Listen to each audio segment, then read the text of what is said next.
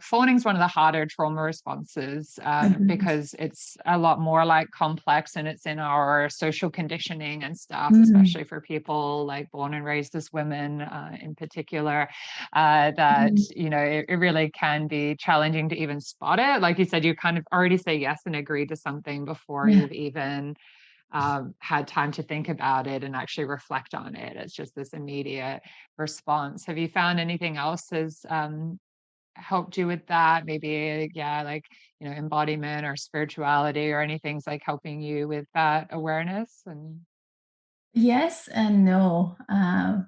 At the same time, there's this phoning, which is, I guess it would be like a resistance to actually stand in my own power and then saying yes to an experience I'm not really comfortable with. There is, I'm going to go towards the no just because there's this kinky side of me that wants to talk about it. Like yeah. walking through resistance. And for me, it's like, okay, there's, oh, I should have said no. I said yes. I walked through resistance. What is that going to come out of? What is going to come out of that experience? Obviously, with the safety, I would say safety of your body and the spaces, one, not just any experience, but part of me also feels very drawn to what happens if I go there and then stay, experience it enough so I know where is my new yes and no. So just kind of edging to the point of how much I can be in that experience and where can it take me? How much is it that I can edge into what is being offered? So I would say that's the no part. But in towards the spiritual or embodiment side of it, I'd say reconnection within. For me, for a long time, there was a sense of just molding to what the world is and not listening to myself, not having enough power to listen to my own voice and let others hear my voice. I was very afraid of that because, oh, what would someone else think? Or what if I say the wrong thing?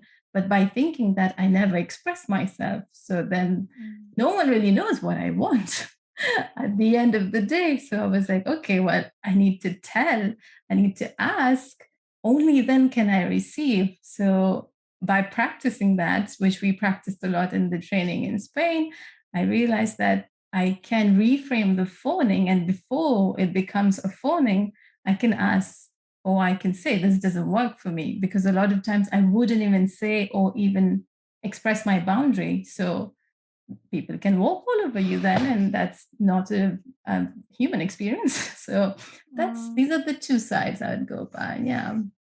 Yeah. Yeah, and I think also like with fawning, that's why we need on both sides as well. Like a lot of people want to put the full responsibility on the Mm. person that is fawning and be like, you need to heal yourself and you need to speak your boundaries and stuff. But it is so much more complicated than that. So Yeah. that's why like a lot of what we teach is also around like the person that's proposing something that they Hmm. desire, knowing how to like frame it in a way that gives someone options, that really checks in, that really like, we even just do practices that we often do at the start of workshops where there's touch and stuff, where you get someone to say yes to everything and say no to Hmm. everything.